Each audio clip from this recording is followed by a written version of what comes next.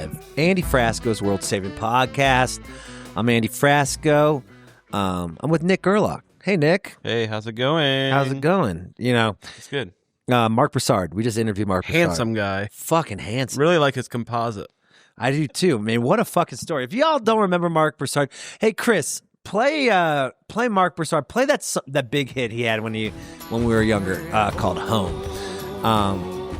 This was one of my favorite guys. He was chill as hell. When I was in fucking middle school, it was Gavin DeGraw and Mark Broussard. Was Gavin DeGraw that's like, I don't want to be anything yeah. other than what I... That's like that song I fucking hate. I liked his other stuff like Chariot, that whole Chariot. Yeah, but that was his like hit, right? Yeah. Well, they all grew up. It was Maroon 5, Mark Broussard. What a funny. Fucking John Mayer, Gavin DeGraw, and Mark Broussard. It felt like Mark Broussard was like the outside who didn't blow up like that. Yeah, right. But he was the best one out of all. He's one of the. I thought he was the best one of all. Probably. I'm not a big Maroon 5 guy. So. Yeah. So you're gonna love this interview. We're just gonna do it quickly. Gardenista. Ooh. Oh, we're doing that. Here we are. Gardenista. Delicious. Delicious. I've been hearing. Grab a cocktail. This has green juice in it, people. Green. I feel healthy when I'm drinking it. Well, anything green, as you know, is good for you. Anything green's good for you. Green Kool-Aid, sour apple, Starburst. Drinking the green water out of the river of Chicago. There you go. On St. Patty's Day. Yeah. I mean, you get got it. the good minerals. Yeah. But this is actually real green. It's real juice. Now with real green. Now with real green. You're gonna go ahead, go grab it. Gardenista. It's my boys' company. I like the name. They're going to be sponsoring the podcast. They are our new sponsor, so shout out. Oh, and actually, it's something I really like. You know me with my drinks. You know, you do love to drink. I do like to drink. I like drinks, but I've been liking cocktails more, and this is a cocktail. Preaching to the choir on that. I'm like after we've been hanging out at the yacht club, I've been fucking loving a cocktail. Yeah. And I think I'm just getting older too. I've always preferred them to a beer. I don't need to be fucking smashing 6 shots anymore. I need to have just one cocktail. I mean, a shot is it's just a super fast cocktail without the mixer, right? God, I love when you're fucking smart like that. It's so hot. That's really what it is though, right? Yeah, it is. Yeah. So you're just enjoying it instead of So head there. Go check it out, Gardenista. We love it. Dude, we love it. I haven't tried it yet, but I know I'm going to love it because it's a drink and it's green. Yeah, and like they have different different flavors. Spicy one. There's a spicy tequila with green juice. There's a green juice whiskey. You also, it's different kinds of alcohol. Yeah, there's a green juice vodka. So you'd think that the whiskey and the green juice don't really work, but they actually fucking work. Whiskey mixes a lot better with stuff than you think it does. It does. Pickle juice? I've been realizing that. You ever had whiskey and pickle juice? Oh, I love it. I mean, I'll rip a Pickleback? Jameson and a pickleback. Hell yeah, dude. Like I'm drinking milk. Clears the palate. Cleans the palate. The pickle juice does after that. Hell yeah. But then, the OG. You got to do the fucking green juice vodka. That one sounds just perfect. Fire. Yeah. Just fire. All right, so head out, go grab that. Drinking that at my new hotel in Cabo. And volume.com, head out. That's what we have Mark on the show for. We're talking about his career, which was fucking fascinating. Very interesting. Dropped twice by 2 major labels. Kept also it going. signed twice by 2 major labels. Also signed big record deals by both labels. You got to get signed to get dropped. That's very true. Speaking of that, I love you 1 RPM. Do not drop me. That's yours? Yeah, 1 RPM. That's slow. Yeah, very slow. All right, guys, enjoy Mark Broussard, and we will catch you on the tail end. Yeah. See you later. Bye. Mr. Mark Broussard, how are you, sir? Hi, Andy. Let's just get right into it. I already like this guy. What'd you find? We're getting right into it. What'd you find? Search on X for Andy Frasco. Ruby Waves 555 5 days ago. He's scum. Damn. He's scum. They must know you personally. Weird. I went on that Trump website. I Googled Marc Broussard. They're like, X. we love him. We love him so much. That is X. What are you talking about? X.com. That's the Trump website. Oh, yeah. Where? Hey, Mark. How we doing, buddy? How are you, buddy? I'm good. I'm good. First of all, we got to get right back into this. What happened at Jazz Fest? Severe dehydration was the diagnosis. Holy shit! Like what? Give me your symptoms. Like what was going on? Were you overworking, or Jazz Fest overworks everybody? Man, it started raining right before we went on, and then it got hot, like real hot. And first song in, the like, if I just had to push at all, if I had to push vocally at all, it felt like I was about to pass out. And so, oh my God, first song in, I pushed a little bit, and during the guitar solo, I go over to my guitar player, who's also my tour manager, and I say, "I think I'm about to die." And he's like, "What do you want to do?" And I said, "I don't know." And every song after that, anytime I was pushing hard, I felt like I was about to pass out. Oh my God, dude. It took everything in me to make it to 40 minutes. It was an hour set, but I made it to 40 minutes. And I knew that the last few songs on the set list were going to require me to push really hard. And so I said, yeah, I got to call it. And I immediately went backstage to the people at the check-in desk backstage, and I said, I need to be evaluated by medics. Medical came over, the EMS came over, and, kind of asked me what my symptoms were, and I told them what was going on, and they were like, we think you're just a bit dehydrated. So I tried orally hydrating for the next 3 hours or so backstage, and I still felt really off. Went to the medical tent, got some fluids in an IV, and immediately felt 1,000 times better. Holy shit, dude. That's the story. Oh my God. So At least it ended well. damn, you're panic attacks. Like when you're going through that thing, your brain starts telling you you're dying. You're dying. Like how do we convince our brain that we have to like check everything? But like it's also fucking scary, dude, because you don't want to die in front of people, or maybe that's how you want to go, you know? I don't know. I do not want to go on stage. Unlike Colonel Bruce Hampton, I do not want to go on stage. I want to go peacefully in my sleep. Right. But I am really grateful for panic attacks because the handful that I've had over the years have given me pretty solid insight into what my wife goes through on a daily basis. She's suffered from panic attacks for the entirety of our relationship. And for years, I really didn't think it was a real thing until I had my first panic attack. And I was like, oh my God, this is what this girl is going through. So, on one hand, they suck. On the other, it gives me the kind of perspective that I need to be as compassionate as I can be for my wife. Right. What about, did you drive your ass to the hospital while you're having a heart attack? Like what happened? No. So I've had every panic attack that I've ever had, or at least prior to Jazz Fest, was on the red eye flight from Los Angeles. I would finish up a tour. We'd be going crazy for 2 weeks on the West Coast. Right.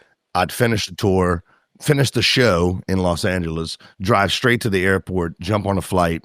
And once that flight takes off over the Pacific Ocean and starts to bank really hard to make it back onto the land, I would freak out. I would freak out greatly. Me too, dude. It was one time. Yeah, it's a terrible, awful thing that happens. There was one time I thought I was good because at some point I thought it was psychosomatic. I thought I'm just having these things on this flight every time I leave the West Coast. And at one point I was sitting next to my drummer, my then drummer, who was also my tour manager at the time. And I'm 45 minutes into the flight and I'm thinking, I'm great. And all of a sudden I look up to call the flight attendant, and all of a sudden the tunnel vision comes in. Oh, fuck that.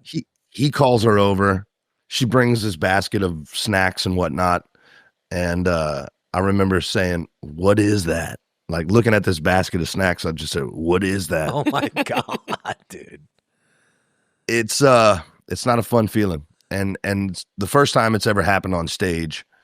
I've had a few events on stage over the years. There was a show that we did outside of Atlanta years ago where my vision got all weird and it looked like I might be having a slight stroke. Yeah. But having those kinds of events on stage is never fun, for sure. What is it about flying that makes you become fearful? Well, I think it's the law of averages, to be quite honest with you. You know, the more you fly, the higher the probability that something bad will happen. Yeah, and that's always fresh on my Still really low. Still really low. Still super low. I just got out of my fear of flying. It's still way lower than a car. Yeah, true. Yeah, obviously, way lower than a car. But nonetheless, the law of averages states that, you know, at some point, the chances of something happening are higher than not. I fly a lot. I fly more than most, as we all do. And yeah, I used to love it. I used to sit in that chair. I remember Louis C.K. had a bit about flying and about people getting pissed off when they didn't have Wi-Fi, and how miraculous it was to be in a chair in the sky. I used to love it, and now I freaking hate it, man. That's so weird you said that, because I just got an alert from Twitter that says the reason why you actually passed out because you were beating off in your. They're like, "Where am I?" You finally just came and you finally relaxed. I was thinking the snacks thing. I've definitely looked at a big basket of snacks and been like, "What is that?" But for different reasons. Do you know what I have a problem with flying is the control thing. I'm not in control. What about you? Is it a control thing? No, I don't think it has anything to do with that, because I have no desire whatsoever. In fact, I flew in a buddy of mine's Cessna about a year ago. We went to a hunt and lease in Arkansas, and as he's accelerating on the runway, he's like, "Hey, grab that joystick on your right." And I ended up taking us in the air, and I hated it. I hated every single moment. Fucking dude, Control of that fucking I feel thing. like La Bamba, dude. Or like when you're driving the van and there's 10 people behind you watching you drive. Yeah, That's the worst. dude. It's the worst. It's the worst. I have no problem relinquishing control. There was a flight, a red eye that I took from Portland a few years ago, and I popped 100 milligram gummy right before we got on. I didn't realize it was 100, and I ended up fainting and urinating myself. Sick. That was not fun. That's not. So, yeah, no. I'm done. I'm done with the gummies. I'm done. No, with I don't do that weed either. in general. Yeah, even on flights, man. Like sometimes, I used to eat gummies, and I just took one that was way too strong, and I had the biggest panic attack. Every time there's turbulence, too, Mark, I would write these letters to myself, like, "This is it, I'm dying," and I'd write these like goodbye letters every time there's turbulence. It's just a speed bump. Just a speed bump in the sky, guys. I know, but I'm more scared about flying over water. Yourself? I'd write goodbye letters to myself, hopefully that it goes into the cloud that people could see it or something. I don't know. So it's to them. Well, it's like a goodbye. Flying over water's Tell my never mom fun. I love you. Okay. I just did the Australia trip for the first time.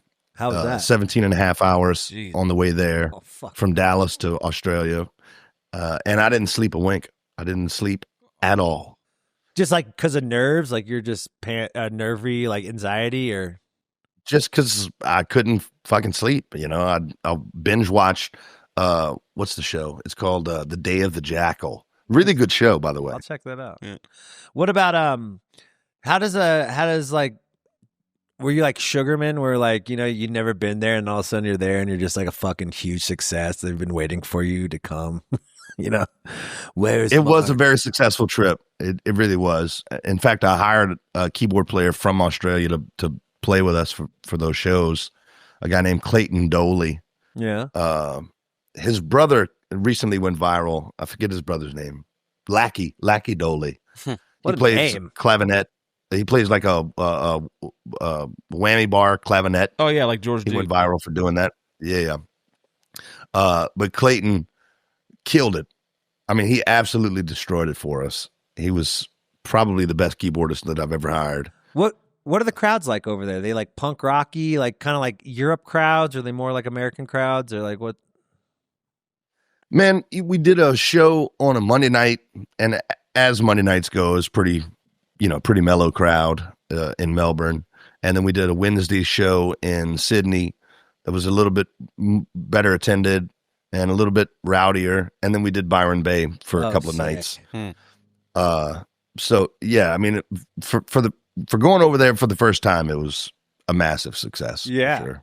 Tell people about Byron Bay. I've heard so much about this festival. It sounds so rad. It's like it's a blues festival. Man, they put us up at a resort on the beach. Sick. It was not quite White Lotus level, but pretty fucking nice. Yeah, I bet, dude. And then, it's like any really popular festival. You got 20,000 people in attendance. You do your best to kill it as best you can. And we had 2 shows. I did get to meet, I ran into Steve Lukather at the resort. Oh, nice. Oh, yeah. He's which the best. I read his book, and I thought his book was fantastic. So it was really nice to run into Steve Lukather. Yeah, man. I used to record at his studio, Steakhouse. That was my first ever record. And his son is my age, so I always thought he was like a Nepo baby, but actually What's his son's name? I forgot. What's his name? I don't know. He's a musician. Too, I know. I always thought he was a Nepo baby, but like I grew up in Calabasas, where I think everyone's a Nepo baby, but he was a lot of them are, to be fair. pretty fucking nice. He was actually really nice. Lukather's awesome in that. And Lukather seems like a cool motherfucker. I never really got to cool kick in that with him. yacht rock documentary. He's a bad boy. First of all, the motherfucker plays his ass off. Writes him, dude. He's a so writer. He also went to him and the Picaro brothers went to high school together. Yep. Holy shit. It's 3 of the baddest motherfuckers on planet Earth that just ended up in high school together. Mm-hmm. Yeah. Blows my mind. It's crazy. I want to talk about the early career, Mark. I know a lot of people know who you are, but for my fan base, you're one of that first record. You and Gavin DeGraw were my first songwriters that got me into just writing soul music. Tell us about how it was a fast, like everything seemed to be happening so quickly during that record. How is that? Yeah, man. Tell me a little bit about that and who you signed with and like what happened. And it just felt like that shit happened so quick when it was lightning in a bottle. Yeah, it did. So I came in on the last bit of the wave that John Mayer kind of created for us singer-songwriters. It was me, John, Jason Mraz, Gavin DeGraw, and a handful of others that kind of came in on that last wave where record sales were still a thing. I got started because of a woman that was from my hometown here in Lafayette, Louisiana, but who made her bones in the music business. She, as a swan song, sort of came back to Lafayette to open the first sushi restaurant here in town back in like 2000. And I graduated high school in 2000. I kind of left the scene here for a little bit. And then I got a call from a guy named Ross Dupre and said, hey, come open for this band of mine in Lafayette. And I just kind of opened for the band with a chronological order of the songs that I had written. Where was the show? Meanwhile, at Sailor Moon or the Moon Palace or what's it called? No. This is a venue called the Bank back in the day. Oh, cool. She was at her restaurant up the road. Leah is her name. And all of our employees were saying, you got to go check this kid out. She missed my set. She ended up showing up late. I took her out to the parking lot and played 3 songs that I had. She gave me her phone number and said, give me a call next week. And I called her up and she said, I'm flying you to Los Angeles. She flew me out to Los Angeles on January 27th of 2002. And she had the kind of stroke to call up guys like Lenny Warnaker and Tom Wally and Gary Gersh on the way to their offices and say, hey, I'm hoping to come by. And they were like, yep, come on by. We literally would show up unannounced. I'd play them the same 3 songs that I played for her. What songs were they? And it's a song called The Wanderer. I remember that. I don't remember what the other songs were, but I didn't have anything more than that. Like I had no product, I had no ticket sales history or anything like that. So that trip ended on February 3rd. The night before I was to fly home on February 3rd, I called my mom and dad to tell them how cool the week had just gone. And my mom says, by the way, your ex-girlfriend called. She wants you to call her. Oh, fuck. So I call my high school sweetheart, and she tells me that she's pregnant for my first child. Dude. Hold on. Jesus Christ. Yeah. Nice. So I immediately think that Leah's going to lose interest in pursuing anything further. How old were you? I was 20. Oh my fucking God, bro. And I get home. I'm assuming that I'm going to go get a job on an oil rig somewhere. Marry the girl that is about to have my first child, and play music on the weekends like my dad did. Fucking God. Did it break your heart? Tell my parents. Yeah, I mean, nobody bit. Like when I got home, Lenny Warnaker and Tom Wally and Gary Gersh and all the people that we met out there, they said, hey, he's talented, but there's nothing there. Like we don't have any real history to base signing him on. So he's going to need a little more history.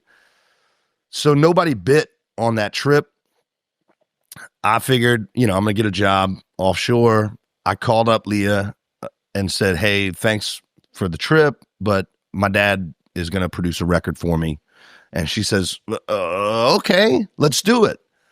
And ended up founding a record label specifically for me, sending down a guy named Marshall Altman to produce my first EP. He produced that subsequent album as well for Island Def Jam.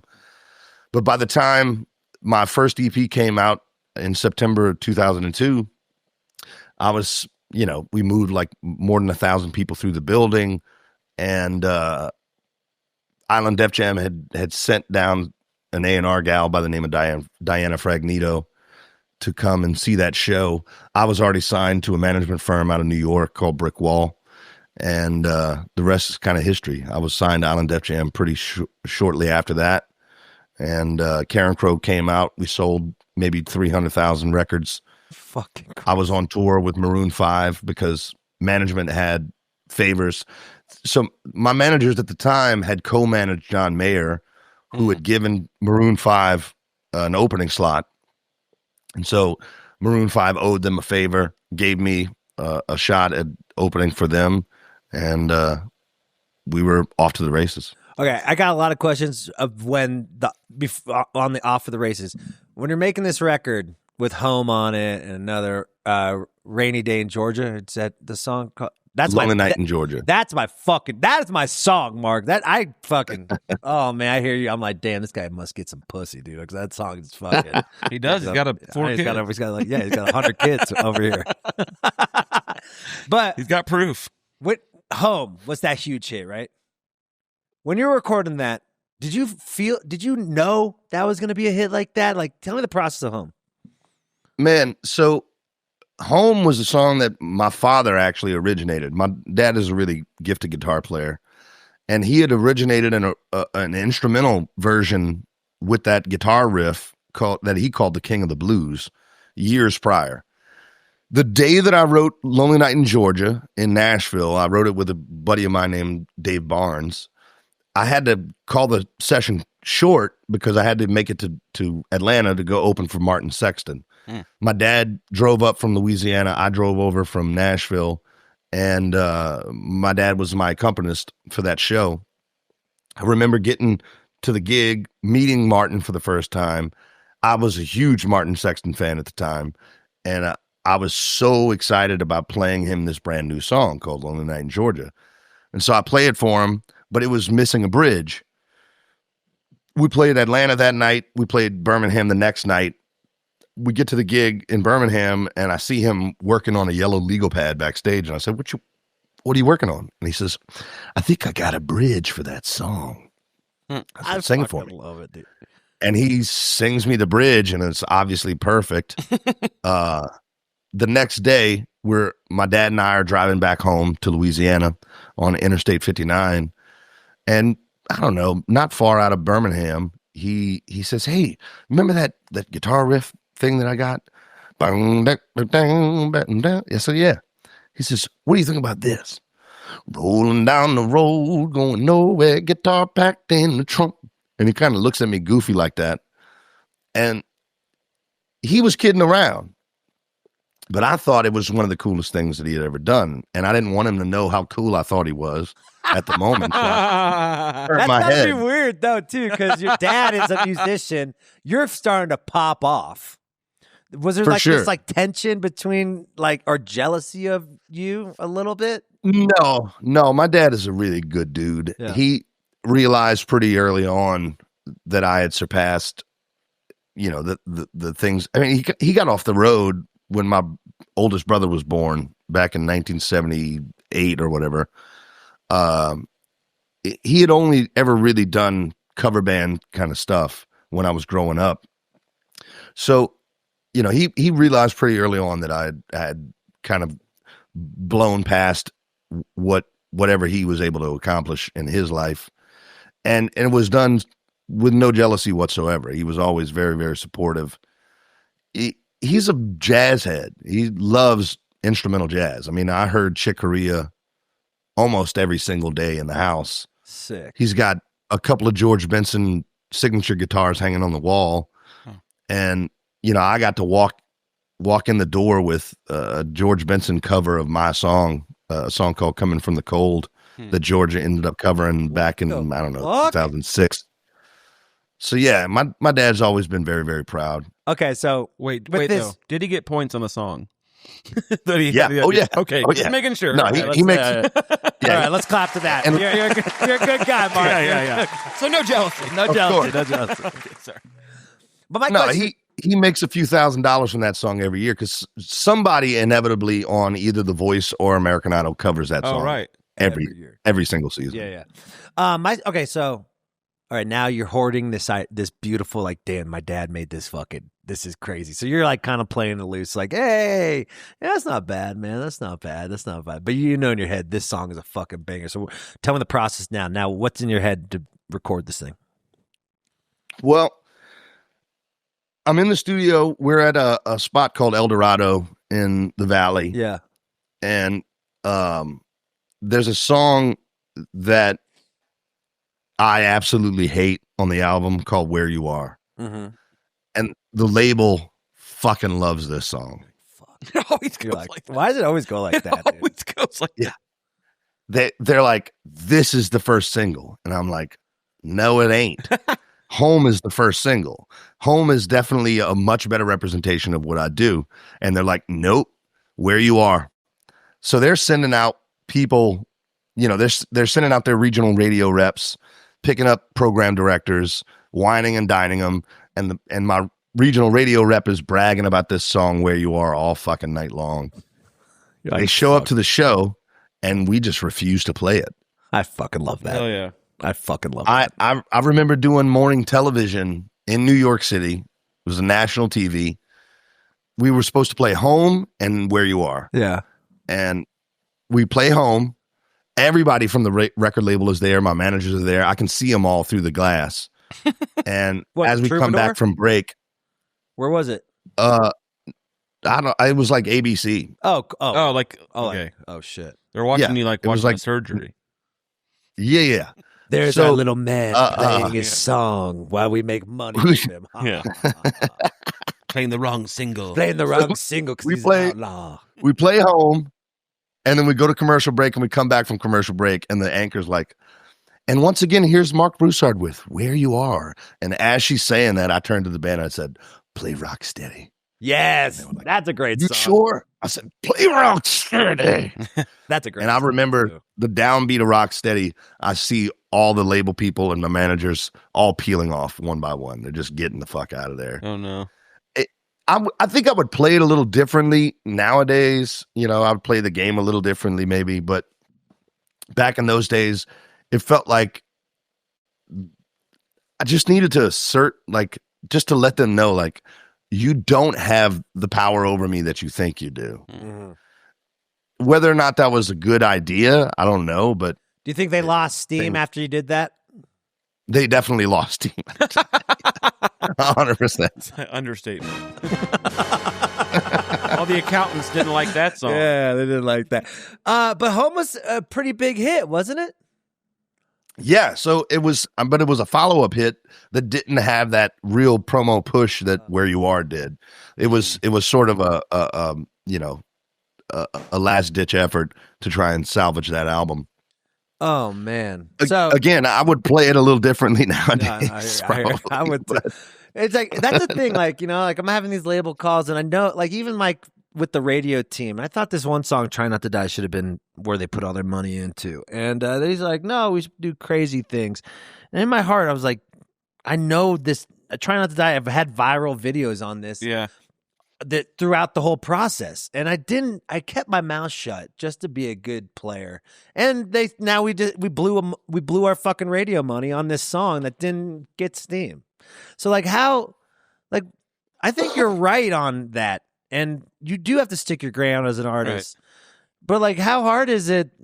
These guys are fucking the egos, Like, no one knows your music better than you, right? Or you're how you want to approach your music. It's like. But also, you were young as fuck, Mark. And you probably didn't like authority. You're probably a badass, Wants control, unlike the airplane. Unlike the airplane, though, Mark. Yeah, man, it was, first of all, my management team back then, I was with a management firm called Brick Wall Management. Yeah. Which the name says everything. Brick Wall Management. That's hilarious. You ain't getting nowhere. You ain't done it. And they were definitely very authoritative. They definitely had their opinions. Neither one of those guys are musicians at all, but they had very strong opinions about music. That is really never a good scenario. None of the people at the record label. I mean, look, Leor Cohen signed me. He signed me twice. I signed with Leor at Island Def Jam, and then I signed with him subsequently at Atlantic Records. And in both instances, Leor's influence over the process was non-existent until the record was done. And then he had like massive opinions about how things should go. Do you like that process? I hate it. Yeah. Come on, man. Every single record deal goes exactly the same way.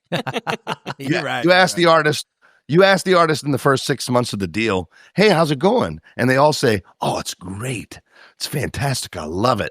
You ask them a year later and they all say, "Oh man, we're looking for the exit." Yeah. We're looking for the exit. How many? They all go the same way. Yeah. How many record deal was the Def Jam one? So I signed with Island Def Jam at 20. We made Karen Crow. Then the entire C-suite left. Leor and everybody under him That's left. what was happening, right? Because of the digital era? Yeah.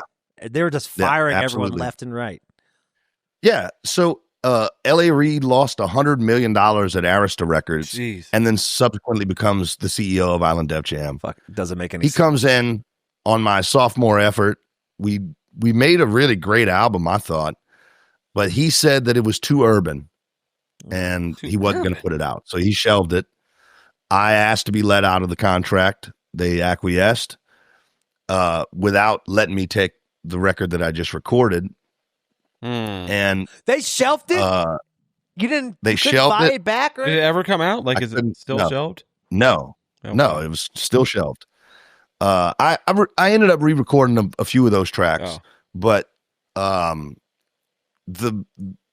plan was to go back into the studio immediately because I was like 3 years out from the release of Karen Crow, and promoters were like, you don't really have anything to promote. Right. We don't necessarily want to book you. So the decision was made to go into the studio and record a covers album. And that was SOS1.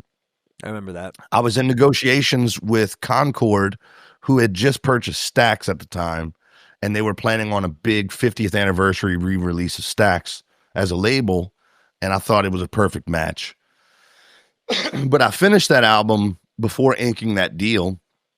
I turned the album in before we inked a deal. And the CEO says, "You didn't do anything different. These arrangements are exactly like the originals." And the whole goal that we had, because I had such a young audience at the time, I wanted to showcase these wonderful covers songs that had kind of shaped my career, had shaped my life. Mm-hmm. And I wanted to try to do it exactly the same way as the originals. Mm-hmm. And so when he heard how similar they were to the originals, he backed out of the deal at the last minute at the 11th hour. But Vanguard picked it up sight unseen. They didn't even want to hear the album. They were just like, here's the man. Here's the money. Yeah. Let's go. And they gave me a one-off deal. And then the story that I got from the CEO of Vanguard was that he was at a CEO golf tournament, and he was in one of the break rooms with a mutual friend of ours, a guy named Rick Krim, who runs VH1, who I've known from the beginning. And Rick is asking him, "Hey, what's like working with Broussard?" And he's like, "Man, I want to sign him. I want to sign him to a subsequent deal. We only got him for a one-off on this thing, but I really want to sign him to a subsequent deal." And Leor Cohen walks in and overhears this conversation and immediately calls business affairs and says, "Drop the paperwork." So he was now at Atlantic. He had signed me again at Island Def Jam. Now he's at Atlantic. He overhears this conversation and calls up business affairs on the spot. And gave me damn, you got a sniped. massive record deal. You got sniped, but it worked. Yeah, but it did. I got a massive record deal from Atlantic.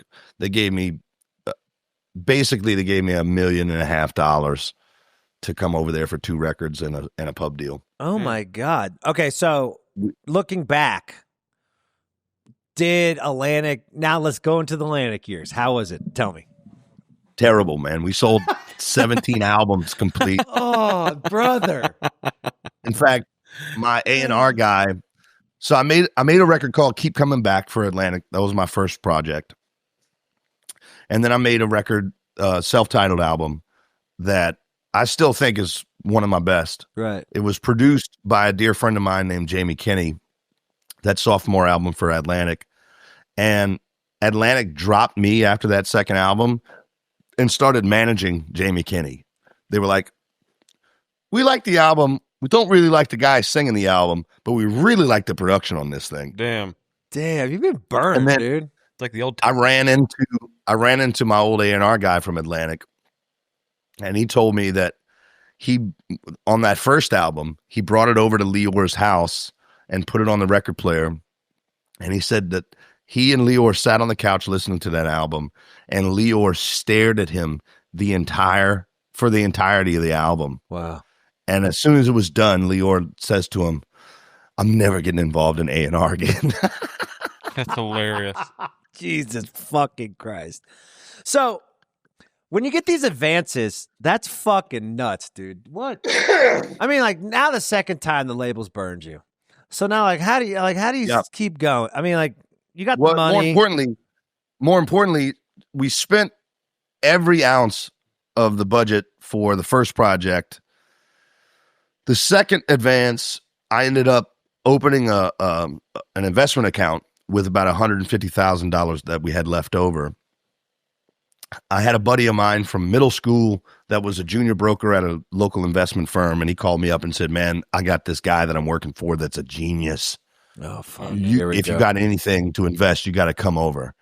And so I gave the guy $150,000 in January of 2008. Oh, no. Yeah. That's a bad year.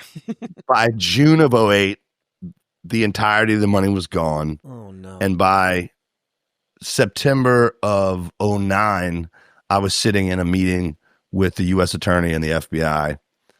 That guy ended up doing about 10 years in prison for securities fraud. Did he get any restitution payment? Yeah, I still get checks from him. The grand total at this point is probably about $12. Oh my God! Yeah, because they can only take it out of the income he's making, and he's been in jail. Hold on, Mark. Go back to this this $1.5 million record deal. Did you you're living on it, right? You're living on that money too, right? Or did you spend all that money? Not really, man. Not really, because I had massive amounts of deferred. What do you call it? Like debt? Debt, yeah. So like Leah, I still owed Leah money. Yeah. I owed my manager's money.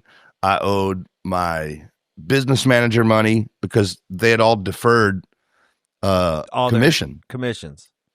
Yeah, they had deferred it for years. Oh. And so I didn't really have much left over after $1.5 million. It was I literally had $150,000. So you paid everyone off though, so you were debt free. I was debt free. So why were you deferring, if you don't mind me being personal about this, why were you deferring all the commissions at that time? Like, do you have a problem spending money or just? No, I just didn't have any money for those first 5-6 years. Crazy, dude. You know, I jumped on a tour bus way too early. Yeah. Like my advice to bands these days is stay in the fucking van. Right. As long as you can stand it, stay in the fucking van. Right. I had a big crew. I had front of house guy and a merch guy and a tour manager and a guitar tech. I had a much more expensive operation than I could afford. Right. For all those first years because I was faking it right until I made it. You know what I mean? Right. I was paying musicians $300 a week.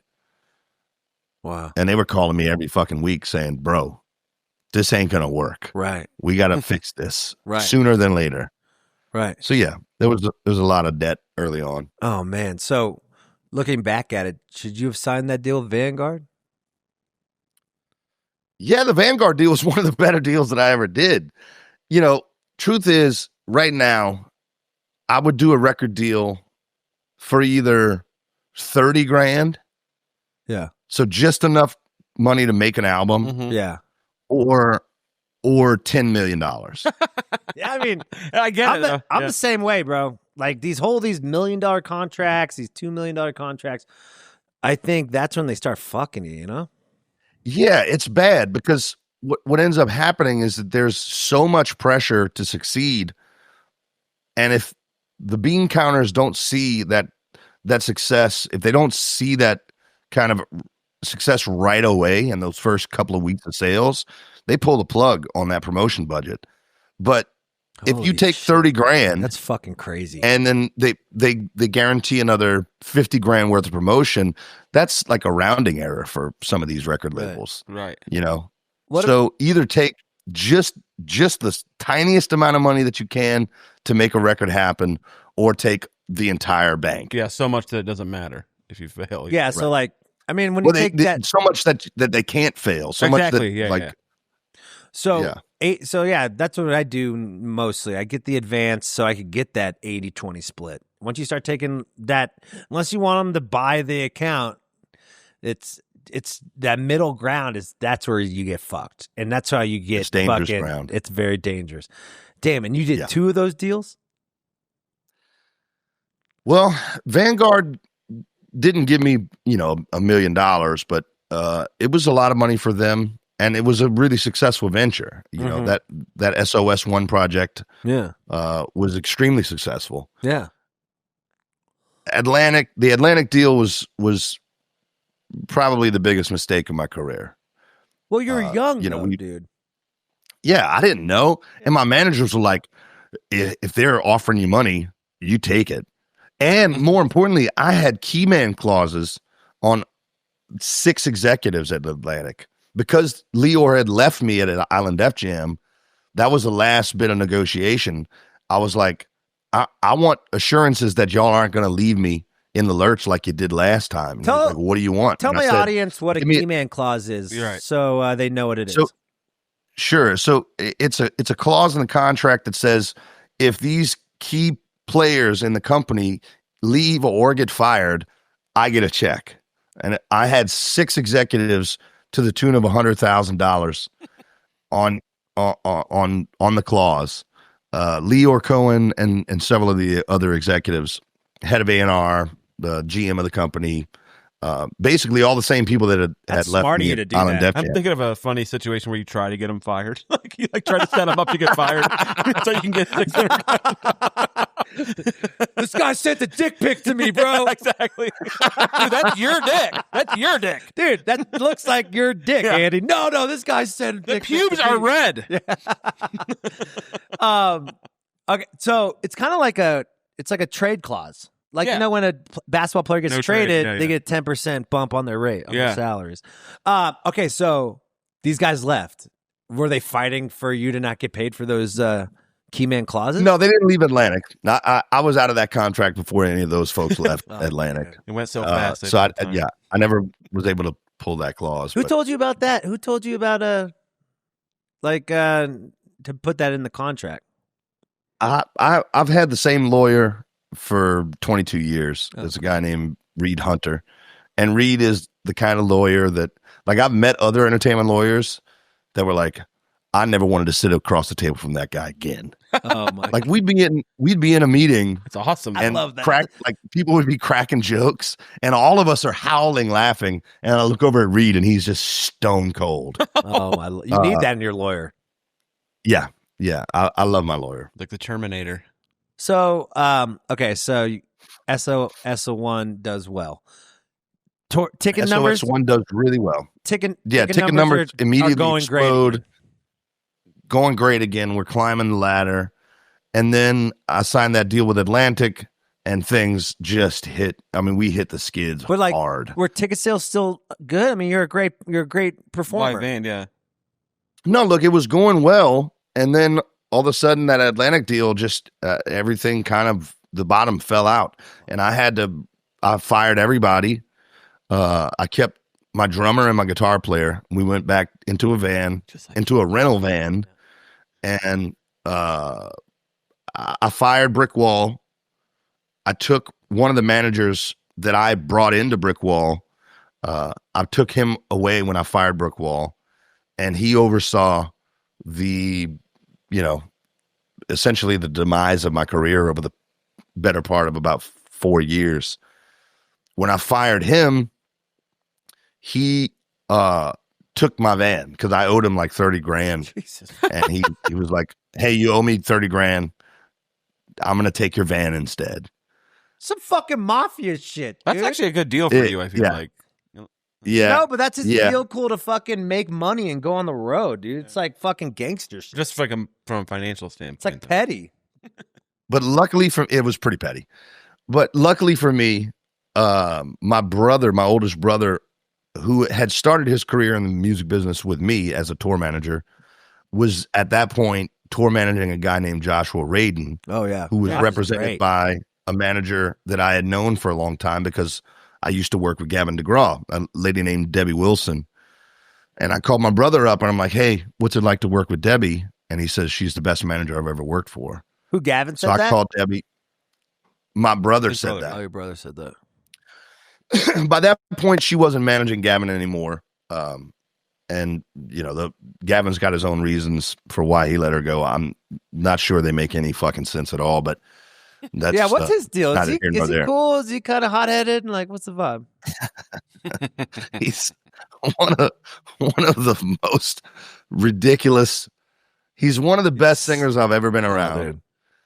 But I'll leave it at this. He fired the manager that brought him to success in favor of his former prison guard father. Oh my god. Mm-hmm. Okay, we can do the math. Yeah, there. because his brother was in the band too, right? Oh, and his brother would play in the band. I was on tour with them at the time. Yeah. His brother would play a guitar that was not plugged in. Yeah. What? Yeah. It's a prop. That makes sense. That totally makes sense. I want to get Yeah, like that. Gavin was a fucking good player, though, right? Gavin's good. He's great. Yeah. He's a phenomenal guy. One of the first times I got to hang with him, I walked on the bus, and he was really fit. He was very fit at the time. Yeah, you yeah. can tell that guy was And I was getting some like- pussy, dude. I was like, how do you do it, buddy? How do you stay so fit Yeah. on the road? And he was like, oh, buddy, all you got to do is think about it. You just focus on the top of your abs, and then focus on the middle, and then focus on the bottoms. Oh, I kinda my believe God. I kind of believe it. Oh, dude. Yeah, because he's an interesting character. He is. He He's seems a like very a quirky interesting character. I almost had him on the pod, and I don't know, he balked out last second. But like, I went to his shows back when that Chariot record came out, and that was when you were kind of popping too, right? That was like was so I was opening for him and Maroon 5 at back in those days, and funny enough, his crew had a signal for if you were talking to a girl that Gavin had already been intimate with that day, they had a signal. That day?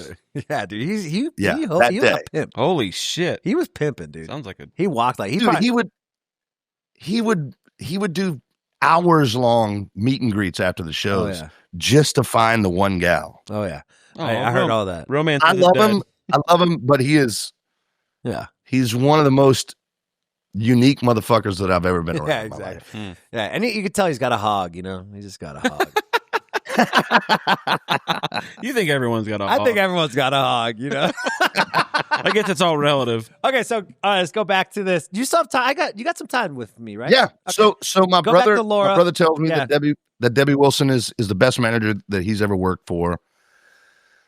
I called her up. I had known her from the Gavin days, and I said, "Hey, I'm looking for new representation." And by that point, her nephew Doug Shaw was working for the company. He flies down here, and he brings along a couple of guys from the West Coast that he had done a co-management deal with priorly.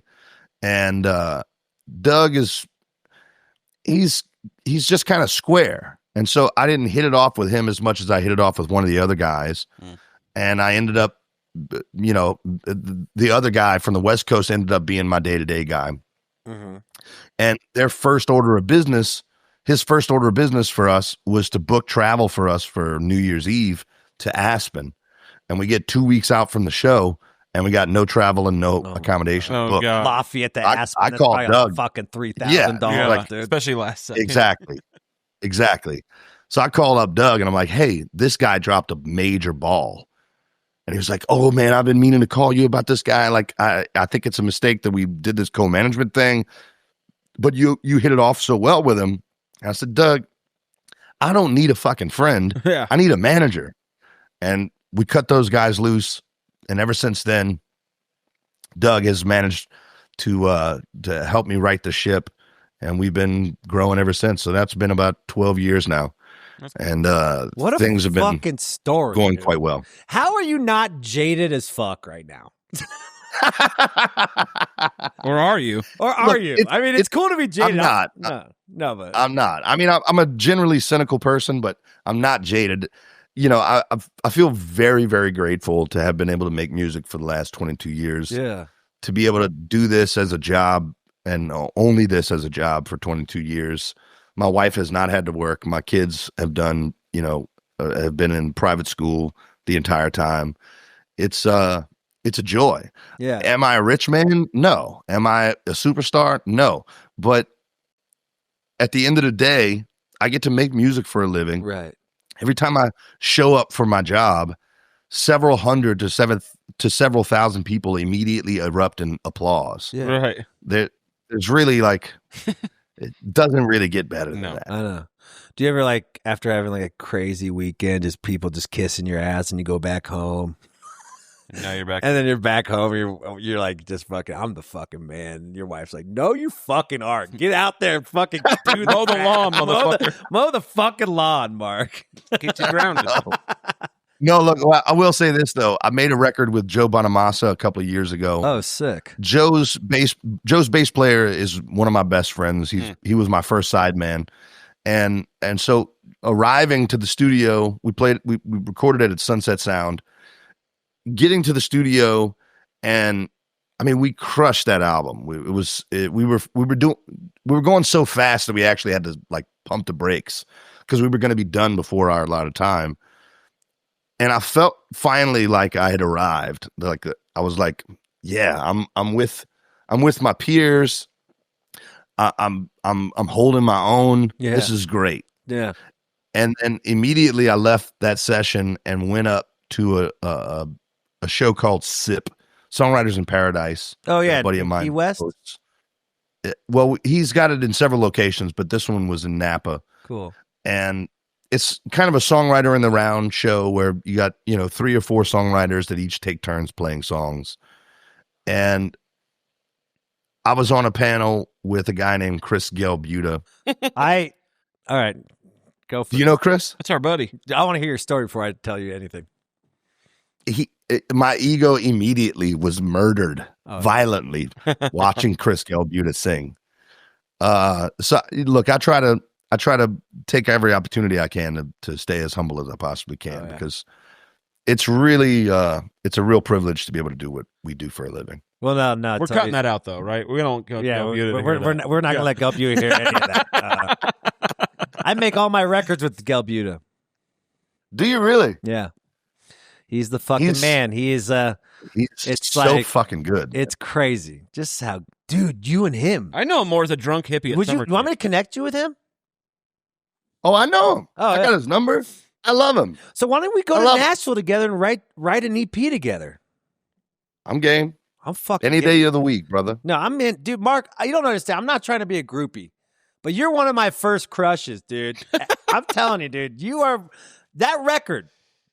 What you and Gavin were my favorites, and Gavin's the reason why I play piano. You're the reason why I write songs.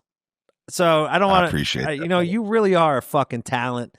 And to full circle moment when we got to play with each other at that fucking cave, and I finally got to tell you how I felt. I felt like, because now I'm like, I feel how you feel when you're with Bonamassa is how I felt on that stage with you, dude. Like, and I don't want to put that pressure on you, but man, look, I was blown away. I had never seen you before that day, and I was fucking stunned, floored by the energy that you bring on. We should go on tour, dude. I think we should make that happen. I'm game. I'm at least a weekend run. At least a weekend. Let's see if you can deal with my crazy ass. Yeah. We'll keep it chill here, okay, Marky? We'll keep it chill here, brother. But let's talk about this. I mean, I think this is the future of music. This volume subscription thing, the community thing we're doing. I'm doing it too. It took me a year to fucking put my head around it and like see, but now that I'm drinking the Kool-Aid and I'm like, kind of, it is what music should go to next for fan bases. So what are you doing with your subscription? How you feeling about the volume thing? So we just had our first broadcast last week. I launched it with a concert with my dad. Awesome. Just to, take it back to the beginning. We're going to broadcast a concert every month. I think the fans are getting like a 20% discount on merch. Yeah. Getting some ticket offerings. I'm not exactly sure if that's going to be it. I'm sure that we'll probably have more offerings as things grow and as things move on. But it's an opportunity for the fans to really get some privileged information. So like the next one that I already have scheduled is with a dear friend of mine from here, Roddy Romero. Mm-hmm. Essentially, I'm going to try to get a guest, a buddy on every one of mine. You and I should do one. 100%. Way down.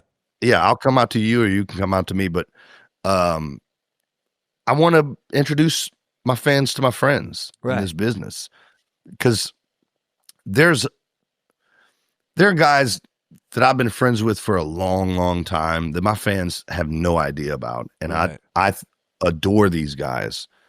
A guy like Seth Walker. I don't know if you're familiar, but Seth Walker, dude. I fucking love Seth Walker. There's a group out of Winnipeg, Manitoba, called the Brothers Landreth that I fucking adore. And I would love to be able to get Joey Landreth on the show. So I'm going to just use the opportunity to grow it and to bring in friends and introduce the fans to guys and gals that I really have a lot of affection for. I love that. No one really hears your story, bro. You have the craziest fucking story. You have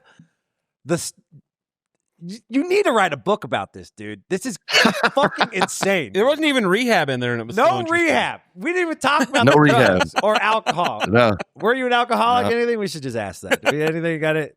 I am an alcoholic. Oh, me too, brother. Welcome 100%. Home. Welcome home. You're in safe space here. But I do love Lafayette. I mean, that was the first Lafayette, Lake Charles. We were popular there before we were popular in New Orleans. Like, with the Festival International, I think Lafayette is a great community, and especially after Katrina, that's when everyone moved to Lafayette too. Like it's a special place, man. I feel like it's a place unlike anywhere in the country. Right. Where else?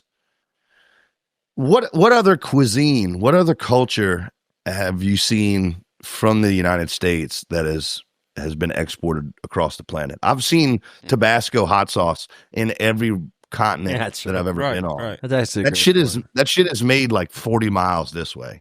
Crazy. I didn't know that. And my favorite sandwich in the whole entire world is Daryl's. Bruh. Dude, I don't know. Daryl's. Interestingly enough about Daryl's, there's not a single oven or stove in that place. Wow, I didn't really. Know that. What's all steamed? All of their recipes are made in a microwave. What? Yeah, that's crazy, I found that out dude.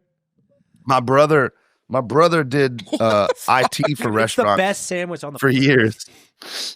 Well, I can introduce you to a spot here in Lafayette called Pop's Po' Boys. Pops. That and that Old I think Grocers is Old Grocers another Lafayette one? Old Time Grocery. Man, I love a grocery store with a sandwich. Old Time Grocery's got a great po' boy, but I think Pop's personally has the best shrimp po' boy on planet Earth. It's just fried shrimp, arugula, tomato, and a lemon caper sauce, and it's fucking good. I trust you on that based on your accent. Yeah, I'm gonna come hang out with you in Lafayette, bro. Let's write some music. Come on, bro. I'll come hang out. I'm game. What do you are you working on anything? You're always working on music. What's your next mission? Yeah, so we've got an album in the can right now that'll be out at the top of next year, probably. Cool. It's another blues album that I tracked with Bonamassa and his crew in January. And then I'll hit the studio on June 16th with my guys to make SOS 5. That'll be out later this year. Holy shit, you got 5 of these now? Mm-hmm. Yeah, man. Fucking so I put out legendary. a record with Eric Krasno last September. That's my guy. That's my guy. That we're still working on. And then what do you think trying of him to put as a out producer? We've been talking about him producing an EP of mine. Man, he's got such a signature sound Mm-hmm. with everything that he's ever produced. Right. And so the big takeaway from this album that I did with Eric was that it was, everybody says it's really you, but different. Yeah. And I agree 100%. I think Eric's signature is as much on this project as mine is. It was a joy to work with him, man. He's the man. man. A joy to work with him. And he's so nice. He's incredible. He's like the baddest such a guitar bad- player around, too. I want to know about Bonamassa. I interviewed him. I couldn't get a read on him. Is he pompous or is he cool? Oh, I love him. I think he's one of the sweetest, most humble guys ever. Yeah. I think he's sort of surprised that he's been so successful, but he doesn't want you to know that. Right. He doesn't want you to know that he's surprised by it. He's humble in the way that he's more than happy to give up his chair. So he's got a guitar player, Josh Smith, who's a motherfucking badass. And if the decision comes up that there's only one guitar player that needs to be on the track, Joe's the first one to get up. Right. He's not too arrogant that he's like, Josh, you go. I'm going to play this. Yeah. That's wild. He takes direction really well. He takes criticism really well. I think at the end of the day, man, look, I can't play the guitar like that motherfucker can. Right. There's a bit of I don't even know what to say, like how to say it, but imposter syndrome a little bit because he's like a kid from upstate New York that is playing the blues. Yeah. Right. But he knows his stuff, man, and he's done his homework. He's got the catalog. Oh yeah. And he's certainly got the fandom. Fans show up for him in droves. What I admire about him too is he's kind of like you. He's like, he'll talk about the fucking industry. Remember that? He was like, Yeah. fuck this guy. Yeah. This guy's cool. Fuck that guy. You know, I'm like, damn, Joe, okay, you really are the king of this castle, aren't you, big dog? Well, he built it himself. You know, he built what he has on his own back. Right. And nobody can take that away from him. It's killer. So it's been a real joy to work with him. Again, my best friend is his bass player. Yeah. He's literally one of my closest friends in the world. And so getting that kind of escort into the door there has been a beautiful thing for me, and it's worked out quite well. I'm not necessarily trying to like steal his audience, but he's more than happy to let me get access to his audience. And so I'm very grateful for it. Well, you're a fucking legend, bro, and whatever I can do to help too, I'm Team Mark. So let's fucking do this thing together, man. Let's ride. Wait, hold on. Let's just check this one more time. What? Andy Frasco. Let me check this one more time too. Mark Broussard jacks off not only in an airport, but at Bonamassa' house. That scumbag tweet was my burner.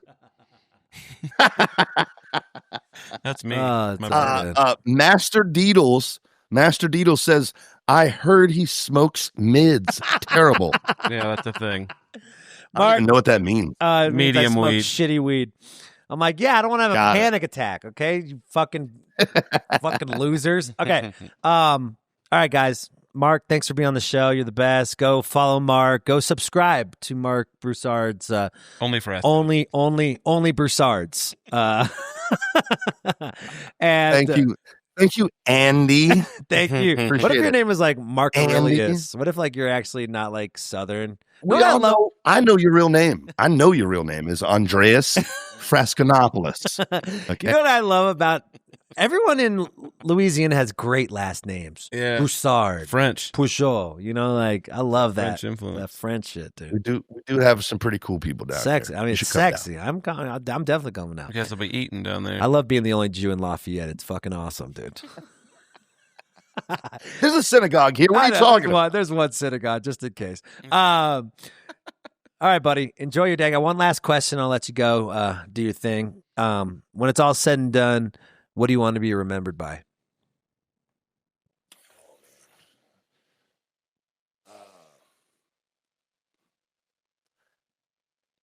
I don't know, man. I want to be remembered by my kids as a good dad. Yeah. I think, and my wife as a good husband. I got 4 kids, 22 boy, 19 boy, 18 girl, and 14 girl. And I just want them to remember me as a good guy. Damn. So you're 20. How old are you now? 43. Damn. So you're old as 23 years old. Yeah. Remember he found out about it? Yeah, dude. The ex-girlfriend. Or him. Is she cool? Found out about it February 2nd, 2002. She's my wife now. Oh. They got married on the rock boat. Out. They got married on the rock boat. Yeah. Did you know that? On the rock boat, the Cougar Cruise? Yeah. We sure did. Yeah, I had Better Than So Ezra, Tonic, and Sister Hazel all at my wedding. Dude, that was the first cruise we ever got on. Oh no, we opened for Molly Hatchet on the brew. That was great. That was awful. But the rock boat was Sister Hazel, man. For a band that's like kept a business going off of just one hit, like that's someone to fucking look up. That was to, a big ass hit though. But like It was a huge hit. it was a huge hit. That song actually fucks. Yeah, I do love that song. That song fucks. Oh man! All right, buddy, go get out there. Go have fun in Lafayette. Go eat a sandwich for us while we fucking don't get any of that good food out here in Denver. No, everybody will do, brothers.